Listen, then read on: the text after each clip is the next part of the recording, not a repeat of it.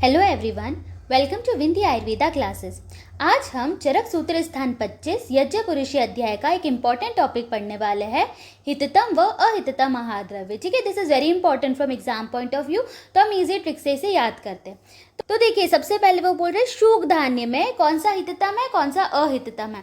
तो देखिए, हिततम है लोहितशाली और अहिततम है यवक। अब इसको कैसे याद करेंगे, देखिए यहाँ पे क वर्ड आ रहा है ना, शुक में क, तो यवक है ना, अहिततम यवक है। और हमें पता है कि जो लोहितशाली होते हैं ना, जो लाल शाली या साठी चावल, ये हिततम होते हैं, अच्छे होते हैं ना, पूजा वगैरह में भी हम यूज करते हैं। इसलिए हिततम है लोहितशाली और अहिततम है यवक। ठीक है, शुग धान्यों में। फिर देखिए यहाँ लिखा है शमी धान्य में, तो यहाँ पर म वर्ड आ रहा है ना, शमी में म, तो म से मुदक और माश याद रहेगा। अब हमें पता ही है कि जो मूंग है वो हिततम में अच्छी होती है, और माश उड़द क्या है, अहिततम होती है, अच्छी नहीं होती है ना, गुरु होती है। ठीक है, देन कम्स जल। अब देखो, जल में अंतरिक्ष जल, ठीक है, वो हिततम है, और वर्षा में नदी का जल क्या होता है, अहिततम होता है, इसे यूज नहीं करना चाहिए। तो देखिए, अंतरिक्ष जो डायरेक्ट आकाश से आ रहा है, ठीक है, वो क्या है, हिततम। ठीक है, और वर्षा में नदी का जल अहिततम, तो ये तो हमें याद ही रहेगा। अब लवण, ठीक है, लवण में सैंध लवण जो है वो हिततम है ना, और ऊषर लवण क्या है, अहिततम है।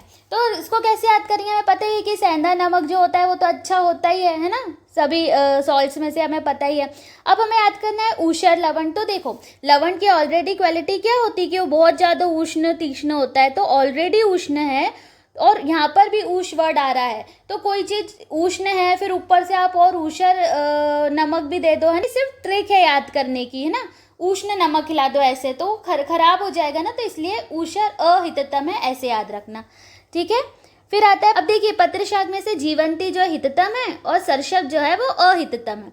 तो देखिए, इसे कैसे याद करेंगे। अब हमें पता ही है कि जो हम आयुर्वेद में औषधियाँ पढ़ते हैं मेनली पेड़ पौधों वाली होती है, तो जो पत्ते होते हैं वो क्या देते हैं, जीवन देते हैं, तो कोई चीज़ जीवन दे रही है तो अच्छी है। और सरसप है ना, इसको सर्प पढ़ लो।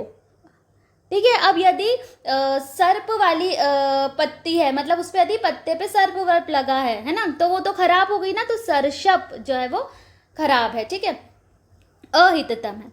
फिर देखिए, मृग मास में एन मृग का मांस अच्छा है, जबकि गौ मांस खराब है। अब देखिए, ऑब्वियसली यदि हम गौ को मार के खाते तो कितनी बुरी बात है ना, मारना चाहिए, तो गौ मांस जो है इसलिए अहिततम है। ठीक है, और एन मांस, हमें पता है ना कि जो मृग एन मृग का मांस होता है उसमें षड रस होते हैं, तो बहुत अच्छा हो गया है ना, तो एन मांस जो है वो हिततम है। ठीक है, अब आगे पढ़ते हैं हम पक्षी मांस में। ठीक है, तो पक्षी मांस में एक लाव पक्षी होता है, उसका मांस अच्छा है, और कान कपोत जंगली कबूतर, उसका क्या है, अहिततम है। तो देखिए, कपोत मतलब तो कबूतर होता ही, और कान मतलब जंगली। अब कोई चीज़ जंगली होगी तो खराब ही होगी। ठीक है, तो जंगली कबूतर का मांस खराब है, और लाव का अच्छा है। ठीक है, लाव को आप लव पढ़ लो, मतलब किससे लव होना चाहिए में, अच्छे पक्षियों से। ठीक है, तो लाव वाला अच्छा होता है, हिततम होता है। अब देखिए, विलेशय मास में, विलेशय मतलब जो बिल में रहते हैं, ठीक है, तो गोधा अच्छा है, हिततम है, और मंडूक जो है वो अच्छा नहीं होता है ना, अहिततम है। तो देखिए, गोधा को आप गधा पढ़ लो। गधा जो होता है ना, वो तो कितना यूजफुल होता है, डंकी है ना, सारा वजन उठा के ले जाता है, वो हम ऐसा देखते हैं ना, तो इसलिए गोधा अच्छा है। और मंडूक, मेंढक क्या करेगा ना, मेंढक तो वैसे ही उसकी स्किन भी कैसी गंदी सी दिखती है, अहिततम है, अच्छा नहीं है। ठीक है, इस तरह से याद हो जाएगा, है ना। या फिर आप गोधा में से सिर्फ ये गो पे ध्यान देना, तो गौघृत, गौदुग्ध, अभी हम आगे पढ़ेंगे वो हिततम है, तो गोधा ये भी क्या हिततम है। ठीक है, ऐसे याद हो जाएगा। अब मत्स्य मास में रोहित मत्स्य का मास हिततम है, और चिलचिम का अहिततम है। ठीक है, तो इसे कैसे याद करेंगे, देखो, चिलचिम को आप चिड़चिड़ पढ़ लो, चिड़चिड़।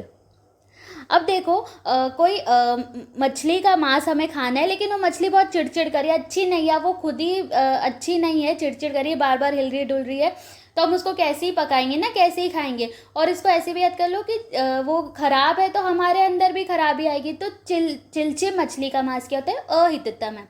और रोहित, इसका क्या है, अच्छा है ना, हिततम है। ठीक है, फिर आता है घृत। तो देखिए, गौघृत अच्छा होता है, हिततम होता है, गौदुग्ध भी हिततम होता है। लेकिन आवी, भेड़ी का जो सर्पी है और भेड़ी का जो क्षीर है, दोनों को क्या बोला है, अहिततम। ठीक है, अब आता है स्थावर स्नेह। तो देखिए, स्थावर स्नेह में तिल तेल जो है वो अच्छा होता है, हिततम है, और कुसुम्भ तेल या बर्रे का तेल जो है वो खराब होता है। ठीक, देन कम्स आनूप मृगवसा, है ना, जो पानी के पास रहते हैं उनमें से आनूप मृगवसा में से जो वराह है वो हिततम है और माहिष की खराब है।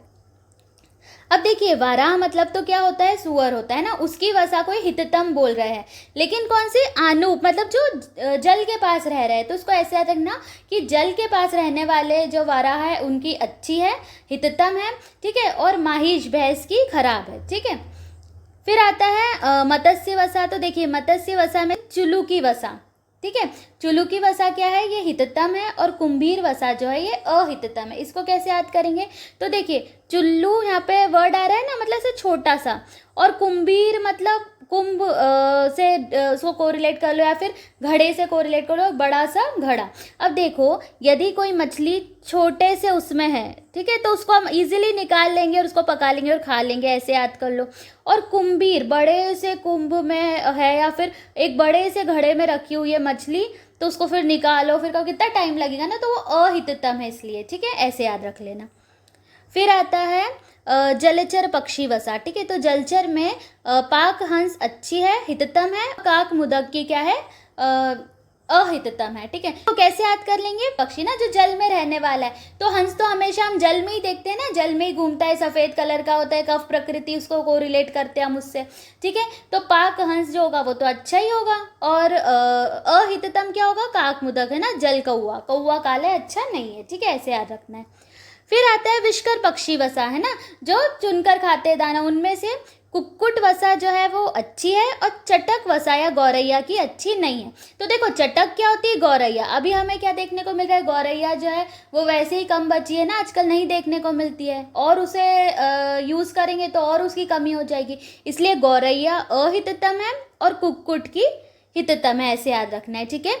शाखाद मेदस, तो अजा की मेद हिततम है, हस्ती की मेद अच्छी नहीं है, अहिततम है। तो देखिए अजा का तो दुग्ध भी सबसे अच्छा होता है ना, और अजा की मेद भी बहुत अच्छी है, जबकि हस्ती की अच्छी नहीं होती, अहिततम है।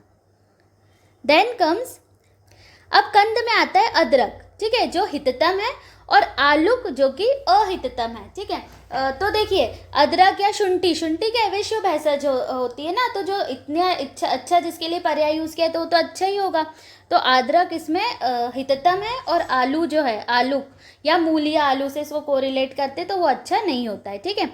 फिर फल में देखिए मृद्विका या मुनक्का जो है वो हिततम है, और अहिततम में लकुच, निकुच या बढ़ल, ठीक है, ये अच्छा नहीं होता है। फिर आता है इच्छु वर्ग। तो देखिए इच्छु वर्ग में शर्करा, शर्करा है हिततम, और फाणित, फाणित है अहिततम, ठीक है। अब देखो फाणित को फटा पढ़ लो, कोई चीज़ फटी है तो वो अच्छी हो सकती है क्या, नहीं, तो अहिततम फाणित है, और शर्करा जो है वो हिततम है, ठीक है। तो इस तरह से हमने हिततम और अहिततम आहार द्रव्य जो है वो देख लिए, जो कि चरक सूत्र स्थान 25 यज्ञपुरुष अध्याय में वर्णित है। This is very important, and I hope you like this video. Do share, like and subscribe. Thank you.